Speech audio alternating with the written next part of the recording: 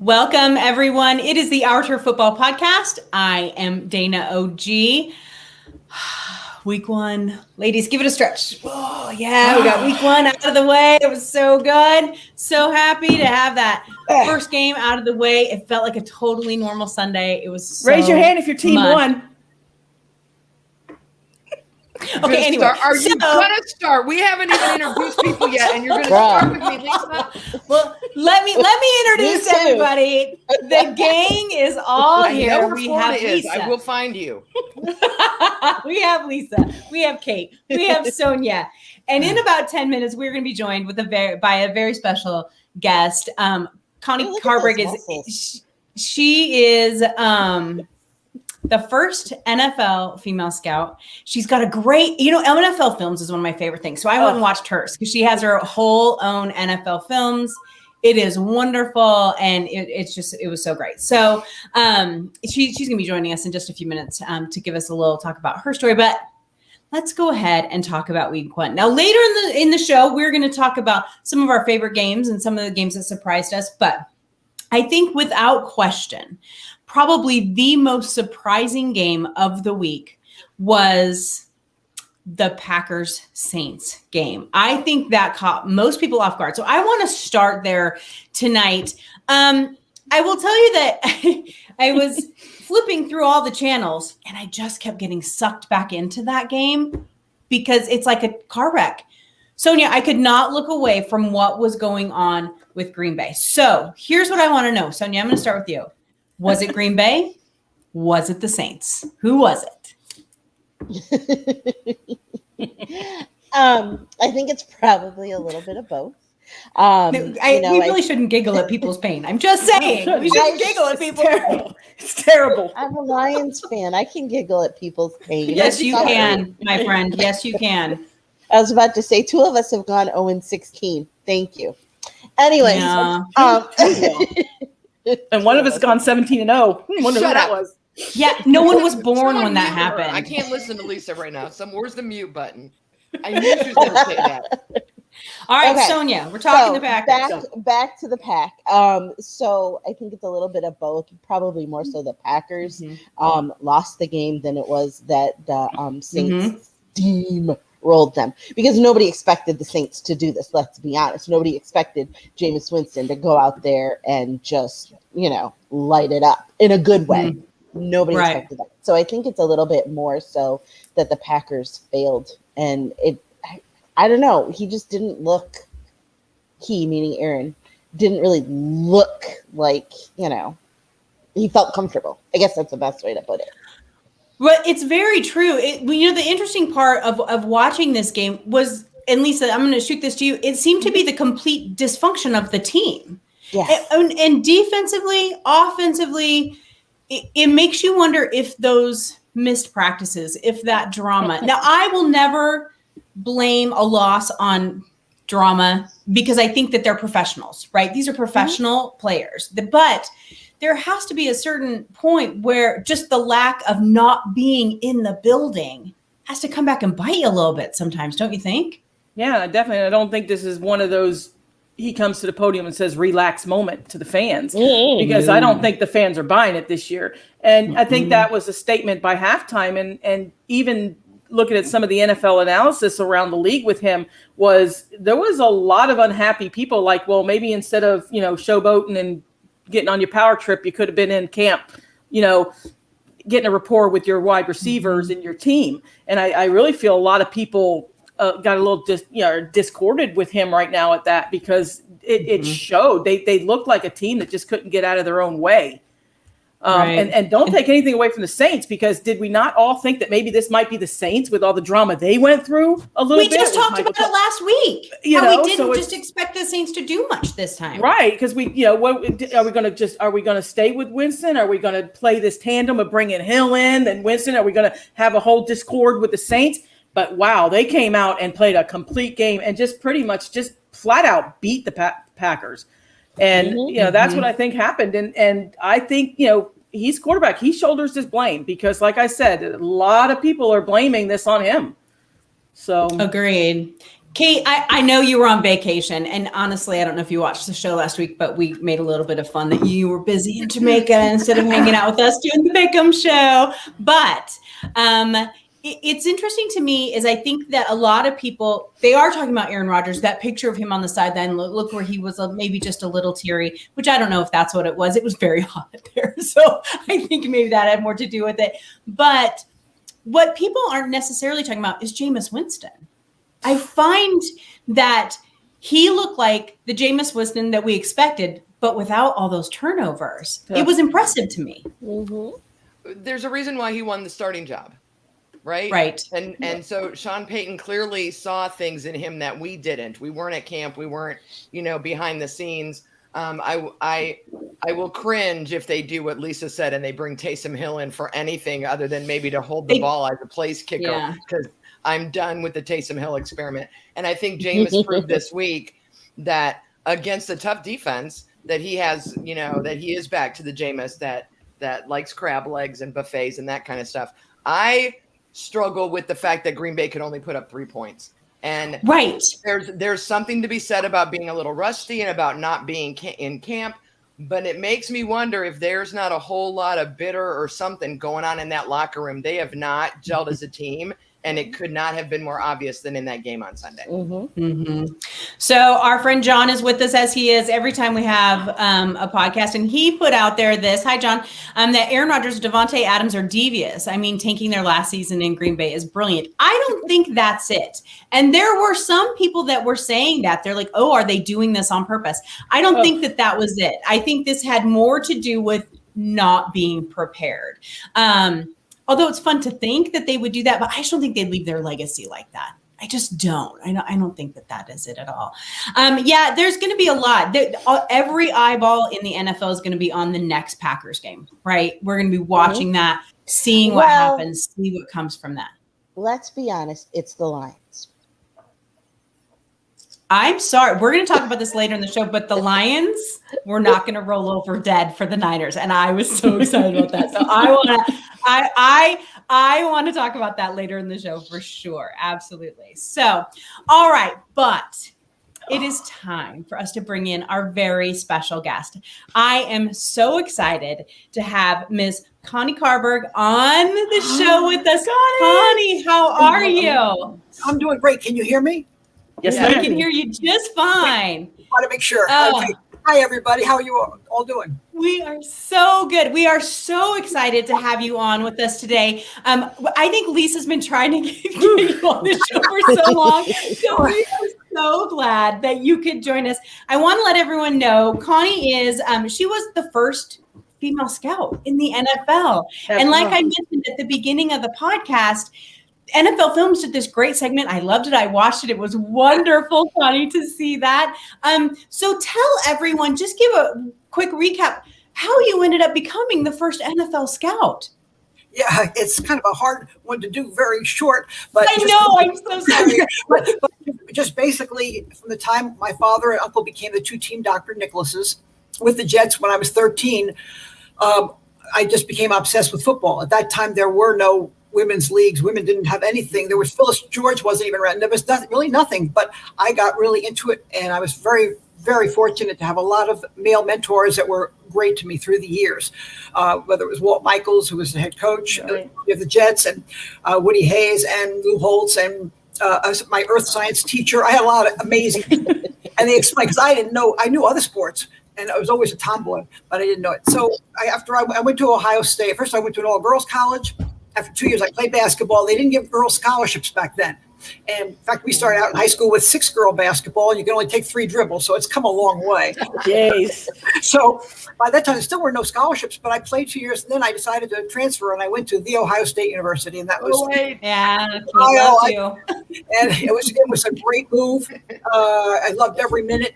I was president of my sorority, and then I was very active, all over the place. And then one day, actually, I went to the Union where the football team would eat, and I waited for Coach Hayes to come out because Woody Hayes was the Nick Saban of back then. Yes, he was. And I waited and talked with him about my love of sports. I was majoring in home ec education, dietetics. I just had to pick something.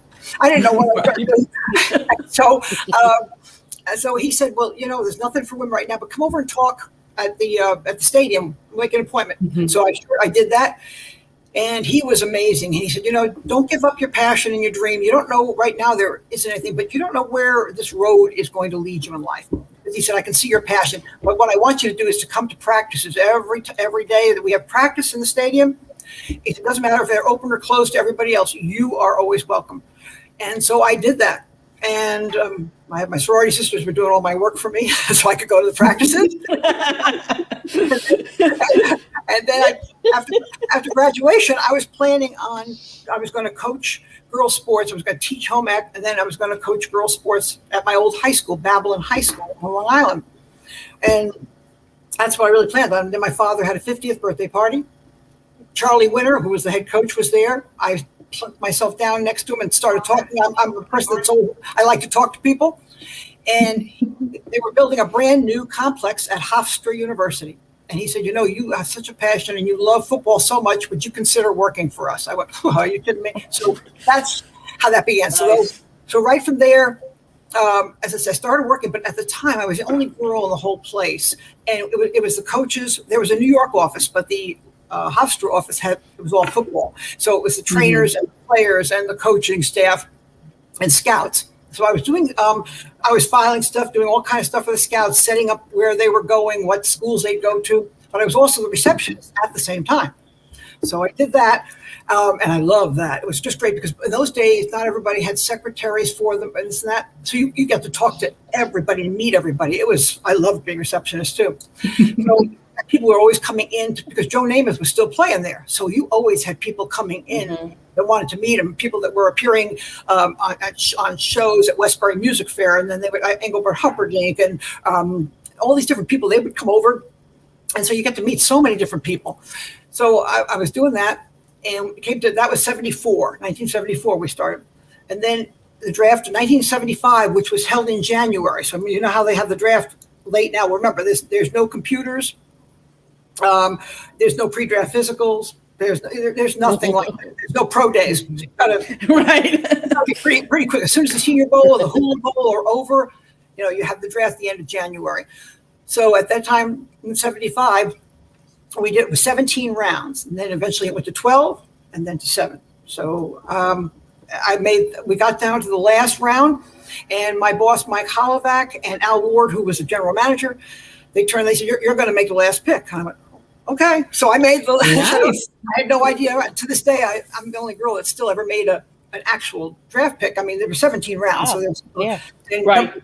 I said, there's no computer, so I can't just plug in. I need somebody who's 6'4" and 250 and runs a 4.640. You had to know something. So I of course, I picked a wide receiver tight end from Ohio State named Mike Bartosik. And then, so that was my first thing. And then after that, I was doing more and more things with the scouting people and going to practice every day and stuff. And also we were doing game plans at that time. I was doing with the other, eventually they hired another head coach's secretary. And we went to the back of the locker room where we would do the game plans and type all this stuff in because you had typewriters, remember, no computer. Right. And so they said, we're sitting at dinner eating and over some Chinese food. And they said, we'd like you to do some scouting for us. And that's how it happened. I didn't ask. It wasn't there was nobody else that was doing it. As I said, Phyllis George was on the pregame, right. But there were no sideline reporters, no people in trainers, no strength and conditioning, no coaches, no scouts, no announcers. I mean, you could go through the whole list that were female. So it really was just something, but they didn't make a big issue, the Jets, at all. They just said, okay, we're going to have you do it. We'll send you out to Ohio State. We'll send you down to the Orange Bowl. We'll go to Boston College, a few other. We'll also have you, it was reel to reel at that time, and have you look at all the different tapes of players and write up stuff. So I did a lot of that and then interview players. And then it just grew. It grew from there. That's amazing. And I know Kate's dying. Kate has a question. So Kate, go ahead. She's dying over there. It was hard. I'm trying to condense it as much as I can.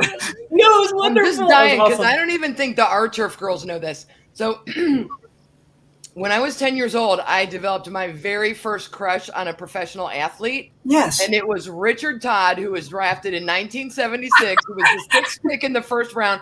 And I'm living in Cleveland, and my dad's a Steelers fan, and I've got pictures of Richard Todd on my bedroom wall. I'm like, I can't believe you were there when he was drafted. Yes, you're right there, and he was you would love him. I mean, you picked a good guy. He was the last Alabama player I ever liked. The first one and the only. Isn't that great? Well, a great person, wonderful guy. Hard on him because he had to follow Joe Namath, an Alabama quarterback.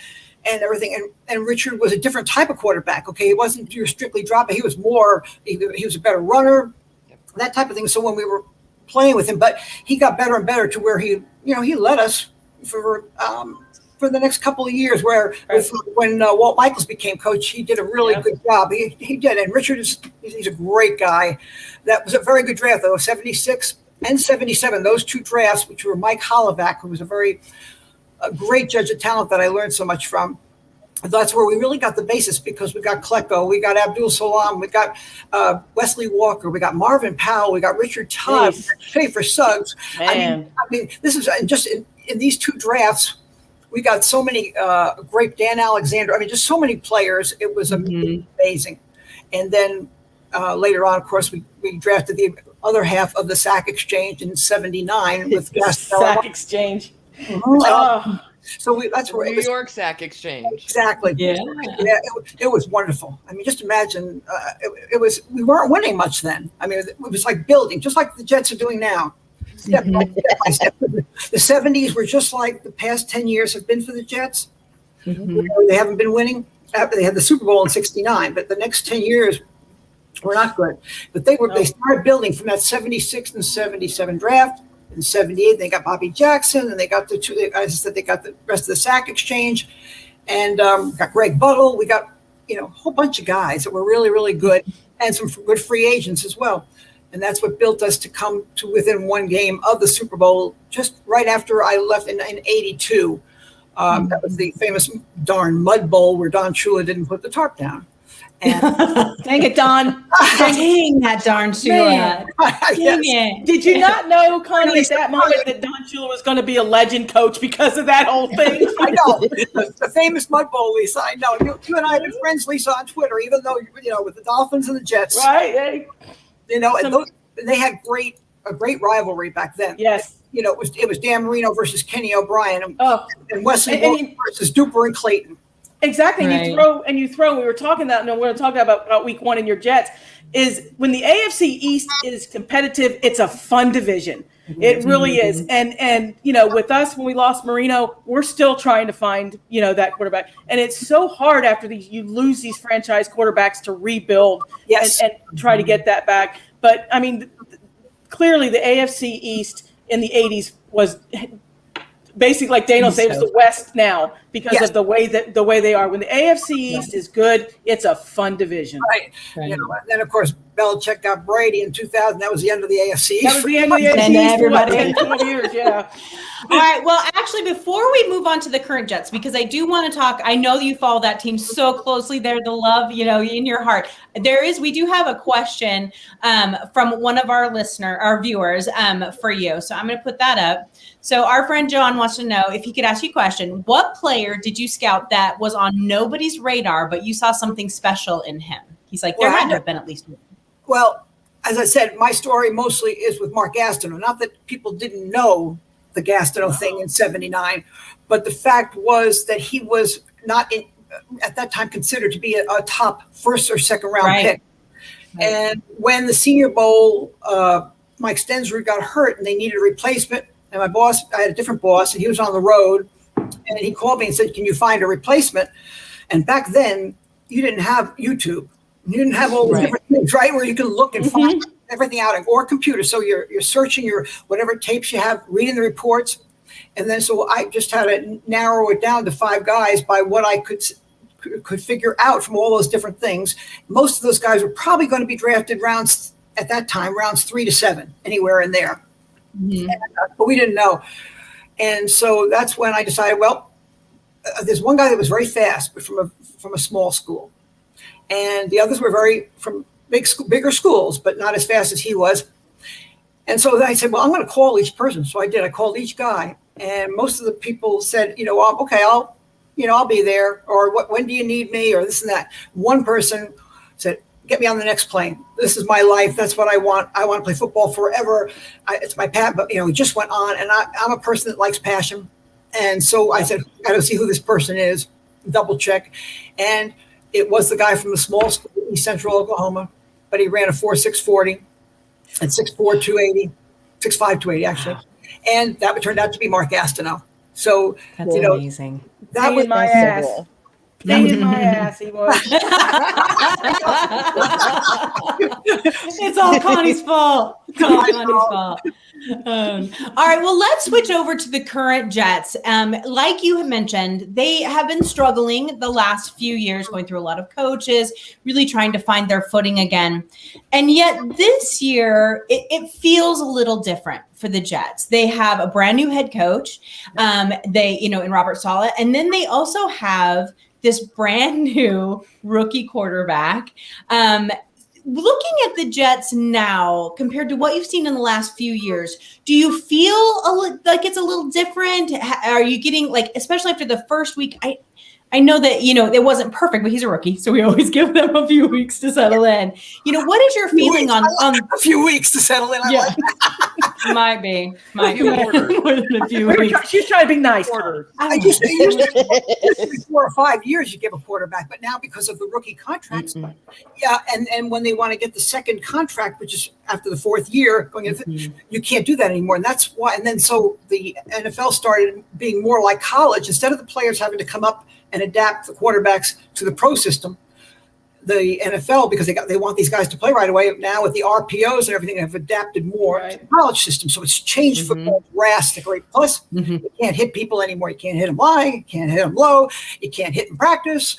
It's a very different, very different. No more two-a-days. The two-a-days are gone. Now we're seeing cramps and ACLs, and we have 2-a-days in Miami, but that's different. College is a lot harder than the pros, but as I said, so it is very different now. But now, as far as the last 10 years, where we had that 1 year with Todd Bowles where if we had beaten Buffalo, we go to the playoffs, and it could have just changed. And then Patrick, he's either if it's magic or if it's tragic, and that day he was tragic, and then we lost that game. And as a result, we didn't. And that really changed our history, because then the next year was really bad. And then Todd Bowles was gone, and we brought in Adam Gase, who had been with the Dolphins, and that did not go well right from the beginning.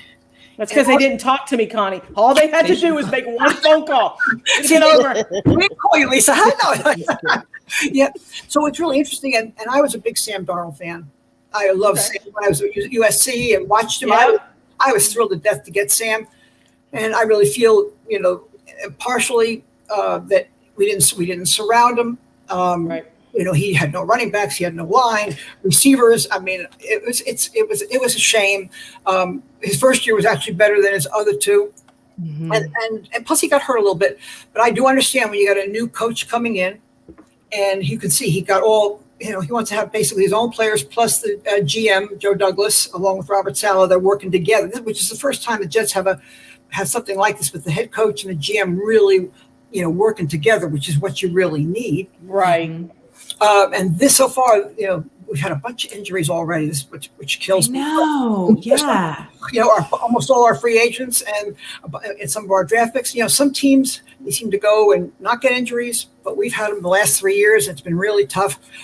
But I'm anxious to see we have to give it time. Jet fans need to be patient, because it can't happen. I think we need another draft, another free agency, and see if the guys this year that we think are going to develop, if they develop, and if Zach gets a year under his belt, Zach Wilson, then next year it will really make a difference, because it's really we have the youngest team. We started 6 or 7 rookies last weekend, which was really unheard of, and plus the kicker, and then we lost our punter, and then he had a kick. And now you lost your left tackle for 4 weeks, which is huge. Yep, and our number 2 pick, AVT Elijah, he was out the entire preseason with a strained pec, and here you are in offensive. Those pecs. with a strained pec. So you hope that he's going to be all right. We thought that whole left side of the line was going to be whoa.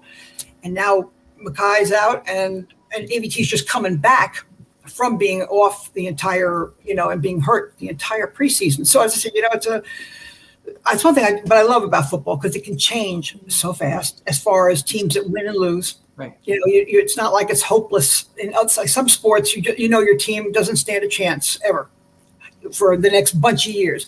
But in football, you can turn it around pretty fast. So at least 4 or 5 teams every year that made the playoffs don't make it the next year. So that others come in. Connie, is it hard watching? I mean, I watch a lot of college football, and you and I even talk when I'm at the Senior Bowl because that's my favorite. I love it. I'm like you. You see a player, and you just get this feeling like, God, he's good. I mean, but then they're like, well, why do you think he's good? You just get this feeling. You watch him on the sidelines. You watch how he interacts. The passion, the heart is there, which you see it. And this past weekend, I was watching one of the college games where the guy came out, dislocated his finger, ran to the sides. They popped his finger out, and he went back in. Now, and my first thought was, if this was the NFL, he's got a dislocated finger. He's out for 3 weeks. Is it hard for you to kind of adapt to that? Because I'm sure, like I say, we hear the stories of 70s guys. They played with broken noses. They played with tears. Are you kind of torn at that old school compared to the new? I always have been because I am from the old school. And so when they always had the 2-a-days and all that kind of thing, and these guys, they never tapped out. As I said, I never saw Klecko or Gastineau ever tap out. Right. Like Crosby last night with the Raiders, he was playing, Max Crosby, he was playing every down. He was like, as I said, he's a throwback, and he was playing every down. But everything is situational now. So you have guys that are just situational pass rushers, guys that play the run better, defensive backs. You have a rotation. I think even the Jets have like a rotation of about 9 guys where we used to have 6, for the defensive line. So everything is different. Plus, now it's very different because they have the RPO. That's now changed your defenses so that now linebackers used to be, your Dick Butkus types, your big, strong guy like that. Now they have to have a lot of speed. So now they're even taking, like we are, taking safeties and making them into linebackers, just having them gain about 10 pounds. And so it has changed. But I go to practice, and when they say who looks good, it's really hard to tell because they're not allowed to really hit, and they only go at certain times. So yes, I have a hard time. I know because of concussions and because of lawsuits and all, everything changed with the CBA in 2011. Allowed and what was not allowed. In the old days, you could hit the receivers all the way down the field. You could clothesline them coming across the middle, basically. Right. And it is a different world, so I do have to get used to it. Even with the quarterbacks, you still have to be accurate. You still have to be a leader, but the mobility was not an important part. Now it is. Right. Connie, we could talk to you all day long, seriously, for hours. But sadly, we have to get going. But here's what I want to say, Connie. First of all, I want to thank you for representing women in football so well. It is amazing. We appreciate it so much. She's a fantastic follow on Twitter. So make sure we're going to tweet out all of her information so you can find her. It's wonderful. Connie, I want you to come back mid-season. All right. Yeah, mid-season, and we're going to talk about your Jets and tell me about what you see from them and the progression from your new quarterback. Yes, I'm anxious to see it myself. So I'd love to. And it's been a pleasure being on with all of you. As I said, it really is. It's a whole different world. How many women are into it now? Because when I grew up, they weren't even interested. Much less. And there was no tackle or flag. It was just again, things are very, very different now. People are starting at a very young age, women, to really get into the sport. And it is a great sport. Connie, you're in Florida, right? Now I'm in Orlando. I was in South Florida for the last 40 years with my husband, and until he just passed away 2 years ago. But I was down there in South Florida. But a lot of my friends went to work for the Dolphins from the Jets, including coaches. So I would go to, not that I was a Dolphin fan, but anything for football, any kind of football. Exactly. And I taught football 101 for the Dolphins a couple of years before Dave Wannstedt came in. I want to come see you. I want to sit down. I bet you he would probably take up the whole day. Oh, I would be. I'm coming. Yeah, I'm right near Winter Park in Orlando. So I'm an hour and a half. I'm an hour and 45 minutes away from it. Okay. Oh you guys can organize this off the show. So, I'm going to be in the Keys in November. I'm going to stop in on my way down. yeah, where do you all live? Where do you all live? I'm in Cleveland. I'm in Kansas. Cleveland? Yeah. Where are you, Dana? I'm in Kansas City. Oh gosh. Oh, we can't. Yeah. I'm a We'll talk Seahawks about fan. that later. And what about you, son? Where are you? I'm transitioning down to Atlanta, and right now I'm in South Carolina. So yeah. Oh, okay. But Perfect. she started in I Detroit. came- She's a Lions fan. No, I came from Ann and Arbor. a Michigan I came fan. from So Ann that's why Arbor. she's so sad So, all yeah. the time. Oh, I know. Well, you never know. Maybe this will be their year. You never know. You never know. That's right. They All were- right, Connie, thank you again so My much pleasure. for coming on, and we will talk to you again very soon. Talk to you anytime. Great. Enjoy the season, everybody. Thank Bye. you. You too. You Bye-bye. too. Oh my God. Oh, She's just I know. awesome. All Lisa's day. beaming. Look at her. All Look day. at all Yeah. day. I'm not kidding you. I could I know. talk and listen to those stories all day. I know. That is the joy. It's like we just need her to have her own podcast, telling story after She story after story. How probably great really was that? does. Yeah, think I she know, does. can only could. imagine. All right, so we are going to go ahead and add comments in the comment section because people are making comments and I want to comment, and Lisa's the only one who's allowed. We got to fix that. I'm on my okay. phone. I'm on YouTube on my phone. Anyway, okay, I'm on my own account. let's go back to football. We can deal with technical crap later. So let's go ahead and talk about football. Now, what we're going to do, we're going to talk about our favorite games. There were some crazy games this weekend, other than the Packers game, which we started about. We're going to leave that one be because I think we talked about that one. But we each decided we were going to talk about certain games that either surprised us, it was our favorite, whatever it may be. Lisa, I'm going to go ahead and start with you. What game really caught your attention this week? Oh, I love the Ravens and the Raiders game last night. I just, because it was like we had already talked about the Raiders and made fun about Kate picking them. So it was real interesting to me. I really wanted to see him. And like I said, with the Ravens and John Harbaugh, but what a fantastic game. I mean, and Derek Carr had said before the season that this is it. He's, it's going to be the Razor. But what really got me, and you guys will be very proud of me, was I really focused on that Raiders defense with Gus Bradley. What a difference with Gus Bradley. I mean, they were like watching a different team defensively. They were hard hitting. They were, in the kind of, they gave up a couple long plays, but I still think they're gelling with him. But wow, I just saw a huge difference in that Raiders defense. And when you have a running quarterback, I think you're going to lose the ball like that. Lamar Jackson's got to secure that ball when he decides to take off. And turnovers to me were the difference in the game last night. If the Ravens don't turn that ball over, they win this game.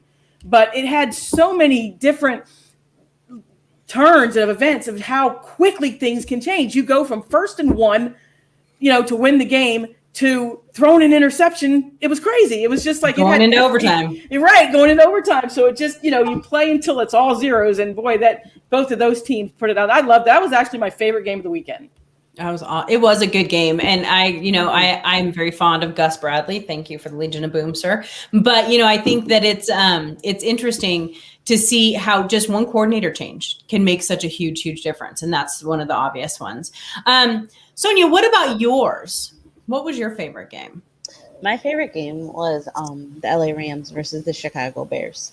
And it was mostly I just kind of wanted to see how Matt Stafford was going to play and how he was going to do and how being on another team was going to look for him. And, not to think that I'm still not a Lions fan, because I am, but I just like to follow certain people just to see. And so career high passer rating, things like that happen once you leave the Lions. I hate to say it, but it's true, right? So, it's good because he's an overall good guy and you love to see it. And I also like to see the Bears lose. But it was fun. And, they... I love her little jabs. I love the little jabs. You just... She's so quiet. People think she's so nice. She's so quiet. Anyway. I am, but come on, let's be honest. But no, and I think also kind of seeing the Bears just to see if they were going to live up to my hashtag what would Nagy do, and they did live up to that hashtag what would Nagy do, because it was they did. What are you doing, dude? What Right. I mean, it was a question mark for all of us. Right, it was. So that's why that was my favorite game. But good on the Rams, good on Matthew Stafford. So yeah. So Al McGrath, one of our watchers, he put out there. We were talking about the Green Bay Lions game earlier, and he said Green Bay always makes it a harder game than it has to be against the Lions. I think so too. And one thing I want to make about this Lions team is they were down. What was it, 41-17, and they're like, you're not going to embarrass us. We're moving on, and they did well. They did. They did. And go ahead. No, go ahead. Oh, okay, I was going to say the rookie offensive lineman that we just drafted, Penny White. I can't remember his name. Can't pronounce it. Anyways, he did awesome. Can't pronounce it. He did awesome. And I loved his celebration dances too. He was in it. He was in it. I loved it. It was so fun. Here's the thing I saw with that is this was San Francisco's mistake. Again, yes, they won. Yep. But San Francisco has a history of deciding they've won the game halfway through the fourth quarter and slowing down. It's how they lost their Super Bowl. And this was the perfect example of that again, is that they were done. They had won the game. They were already on the damn bus. And it's like, nope. And now the Lions took them within one play left in the game, and they could have tied that damn thing up. And I was just like, Shanahan needs to get on the horn. Something needs to happen there for sure. Mm-hmm. Yep. Yeah. Don't be too down on your Lions. I was way impressed with it. I'm not going to lie. All right, Kate, what about you?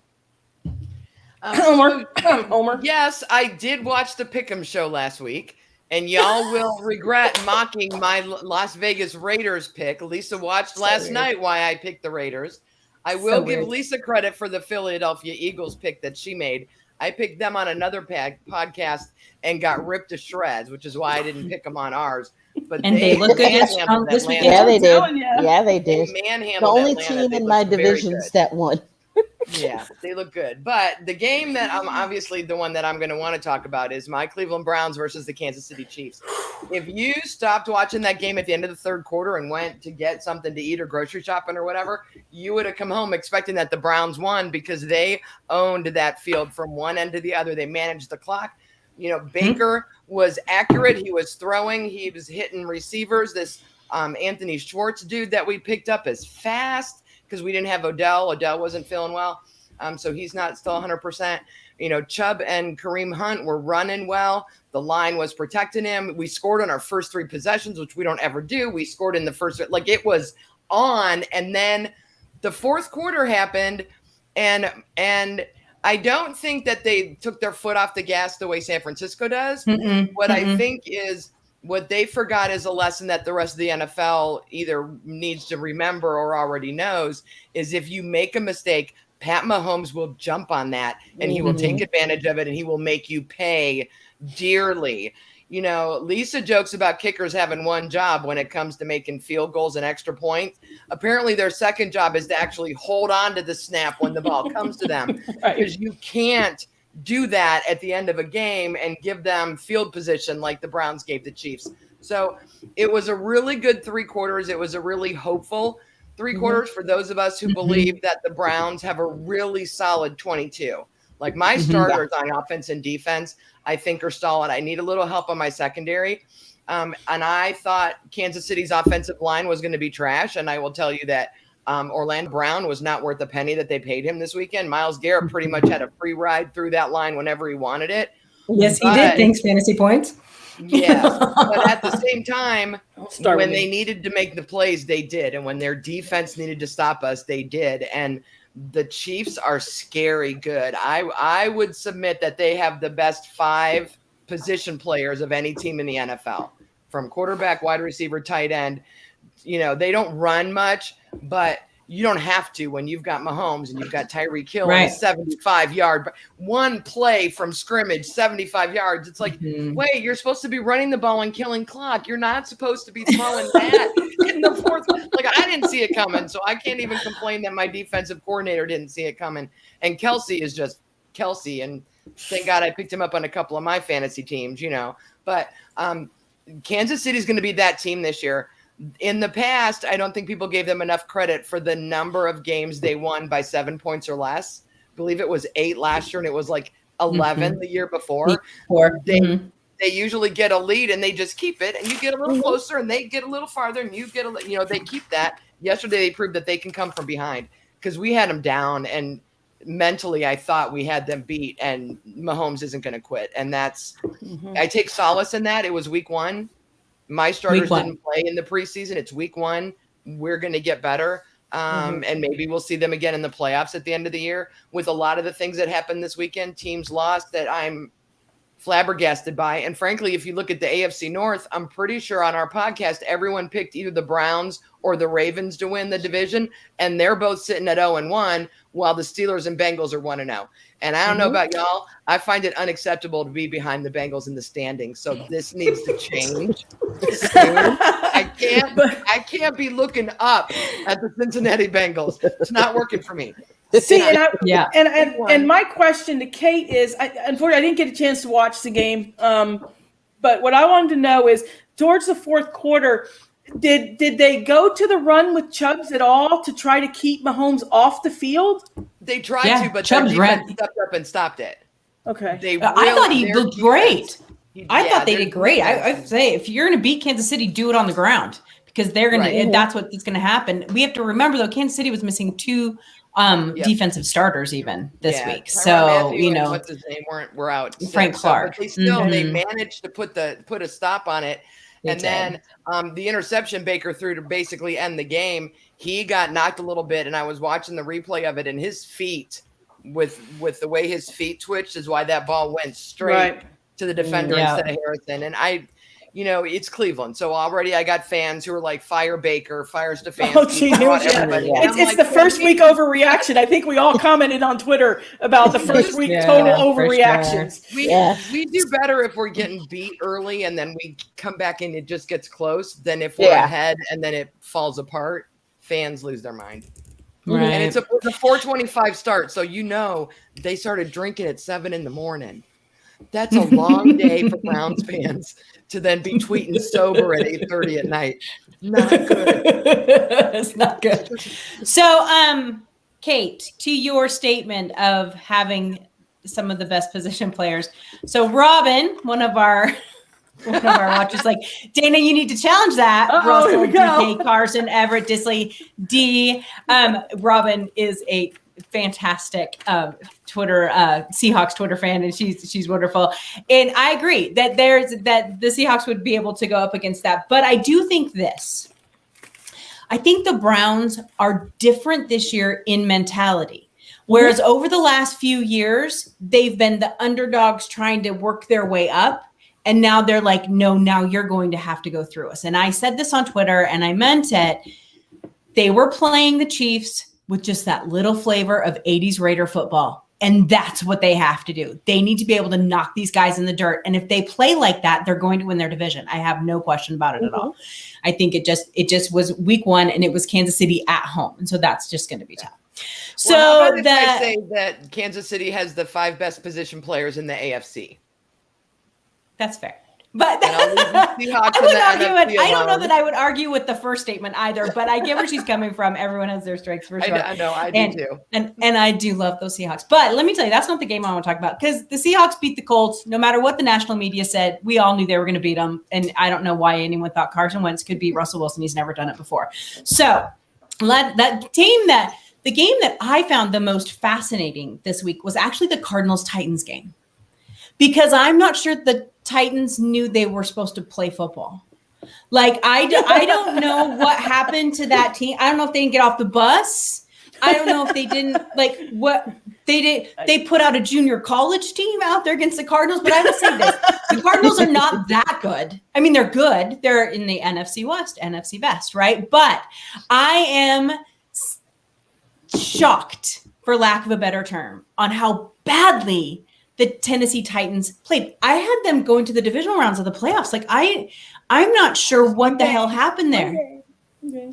I know it was just one game. I hope to God, but I Lisa, caught you can't highlights of that. I caught highlights of that game. It looked like more to me that Kyle Murray was on the run, but then he would just throw a long pass to a wide open Hopkins in the end zone. So it's like, here we go with the running quarterbacks trying to keep Murray in the pocket and not get outside. It seems like when Kyle Murray gets outside of that pocket, it's like he just sees the whole field and wow, Hopkins just had a great game. Well, let's not give Kyler Murray too much credit. No, I didn't see it. The Titans had the 29th worst defense last year. year. That's true. And they kept insisting that they were going to, improve that. And it does not look like they did. But so one game, I will tell you that what? I guess the Titans didn't run the ball. They tried. Did they get Cardinals too far behind quickly? And then they just abandoned it? Or okay. I don't know. It was just a disaster. And it made Cliff Kingsbury and Kyler Murray look like golden children that we know they aren't. Now, here's the thing. We need along the lines of this. Now, the Cardinals are much better than the Texans. But along the lines of this, the Texans aren't as good as they're 38 points they put. It's like, okay. Anyway, so yes, week 1. Let's not overreact. But I laughed a lot. I still can't get over that. The Titans didn't even show up. I don't even know what happened there. So was that your game? Was that your favorite game? Yeah. It was. Well, not my favorite, but it was the most fascinating to me. Okay. It was the most fascinating to me because I just didn't. Oh, the Seahawks game. What was that one? Yeah, but it was my favorite. Although I will tell you, I had a pretty damn good time watching the Saints beat the crap out of the Packers. I'll tell you, I did too. I can't lie. Those memes that people are so. I mean, Twitter wins a lot of times. It's just crazy. Those memes are just. It's fun. Crazy. But hey, I did. I have to tell Sonia though, real quick though, I was impressed because honestly, that Dan Campbell Lions team at the end, that was the Dan Campbell eating people's kneecaps that came out. Yeah. He was going after kneecaps. He was. It was impressive. So we were a little snarky with Sonia last weekend, and we were doing our prediction show, and we were like, "Ooh, they might not win any game." She's like, "Come on, they'll win 2." Sure as crap. I'm going to give them 4 now. I'm going to give them 4. They'll win about 4. Yep. I'm thinking 4. I think Jared Goff looked okay. So that wasn't He did. I mean, I don't think he's a bad quarterback, but sometimes sometimes the Detroit environment does weird things to people. I don't know. It's true. It's true. And when your head coach doesn't like you, as his head coach did not like him, that can make things tough for you for sure. All right, everyone, we went like 20 minutes over, and I am so sorry for that because, they're chatty. They're chatty, all of them. Yes, I have not forgotten our sponsor. We do have a sponsor for every single one of our podcasts. It is Donkey's Place, the best cheesesteaks in New Jersey. They are fantastic. 2 locations right now, opening up a 3rd. Lisa, do they have a website? I don't even think they have a website. Yes, they do. Yeah, you can find them on Facebook. Yes, they can. You can find them on Facebook. It's straight out of Camden, straight out of Medford. And, the Mount Holly is going to be awesome. And like I said, doing these long podcasts, if I'd go get me a cheesesteak right now if I was there. Sadly, we are not. But we appreciate Donkey's Place, and we want everyone to check it out, especially our East Coast friends, which I know we have a lot of. So tell them now our girl sent you. Yes. That's right, for sure. We will be back next week with reaction from week 2 to see if any of these overreactions hold up for another week for sure. All right, everyone. We'll see you next Tuesday, 8 p.m. Eastern, 7 p.m. Central. See you later.